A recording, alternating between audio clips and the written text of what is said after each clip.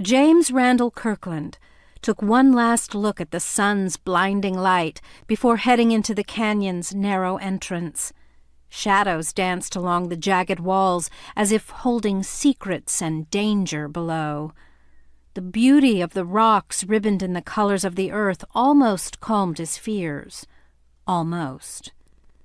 The only way to get to Ransom Canyon from the south was along one path barely 5 feet wide and far too steep for a wagon. Midday seemed to pass into early evening in a flash as the walls grew higher above him and the temperature dropped. Winter already whispered through the fall air, warning him of how little time he had left to prepare.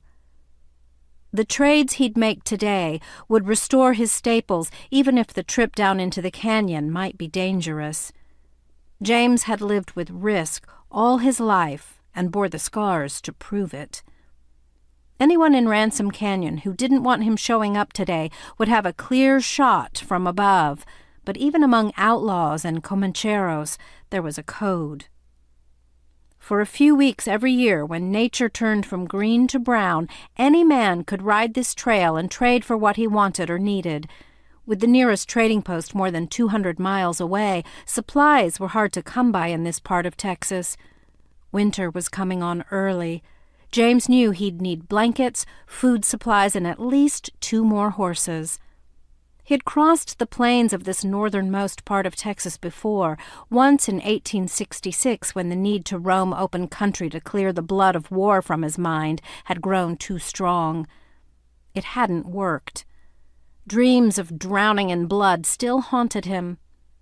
He had ridden over the Llano Estacado again in 1869 as a scout for the Army.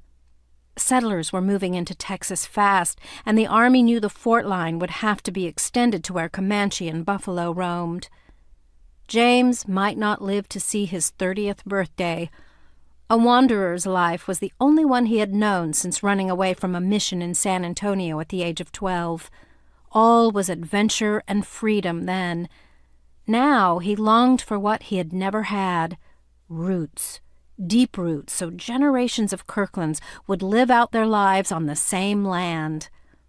A priest had once told James he came from noble English blood, but all James knew was that his family blood must have been thin, for his father had been gunned down a few months after they'd arrived in Texas, and his mother and little sister had been dead before their first winter in Texas had passed.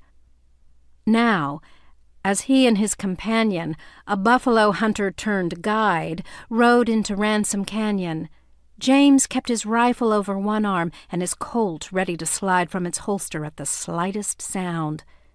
He didn't trust the men they were about to meet, or the buckskin-clad man who rode beside him. It had taken a war and several gunfights to make James realize he couldn't afford trust.